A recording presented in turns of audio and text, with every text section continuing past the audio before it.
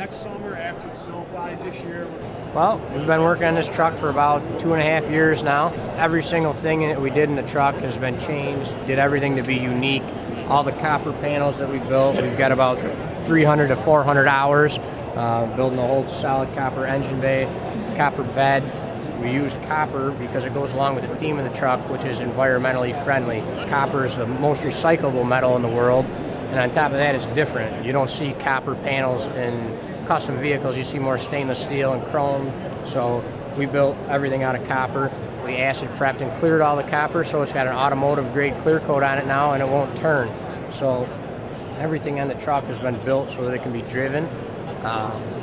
All the paint is PPG's new water-based, Enviro-based paint, which is VOC compliant, and on top of that, it's got a great custom look to it, so it goes along with the hot rod theme. These are all regular copper lines.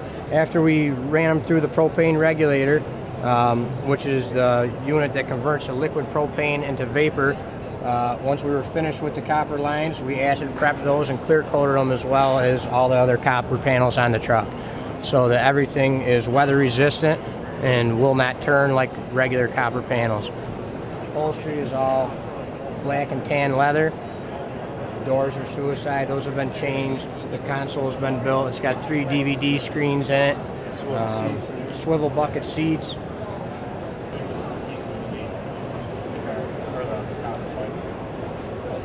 Underneath of the bed shows all the hookups for the air ride suspension, the air compressor, the hydraulic tank for the dump bed, all the fuel lines for the propane system run along the inside of the frame. That all took us right around, somewhere around the 3-year mark to do the whole truck. Every single piece has been modified and customized, and we think it's a pretty cool project and it's different, so we were happy to do it and happy to show it off here at SEMA. Another neat feature, these tires are Nokian earth-friendly tires. They have no petroleum in them at all, which is what almost 100% of all tires manufactured have now. These are all made with canola oil and other earth-friendly oils, so when these tires wear, it's all earth-friendly oils going into the ground instead of petroleum. On top of that, another neat fact is that they're filled with nitrogen, so that all goes along with the environmentally friendly theme. The pressure's going to stay. Yep, the pressure's going to stay, get better fuel mileage, and just altogether better. All these copper panels were done at the same time that we did the engine bay. Everything was built out of plain steel first as a template.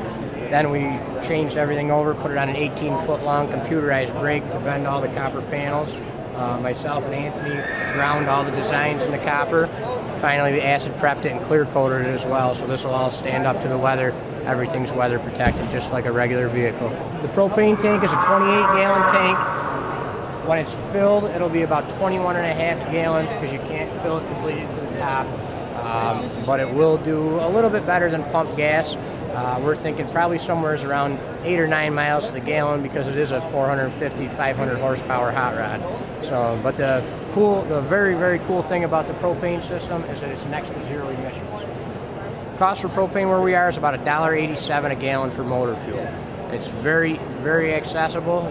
One of the really cool things about it is that you can have your own propane tank installed right at your house. You can fill up in your driveway and take off in the morning. If you don't want to do that, there's plenty of propane filling stations you can go to, just like going to get gas in your vehicle. So it's a very cool setup. Fill up your grill and your gas tank in the same time. Exactly, exactly.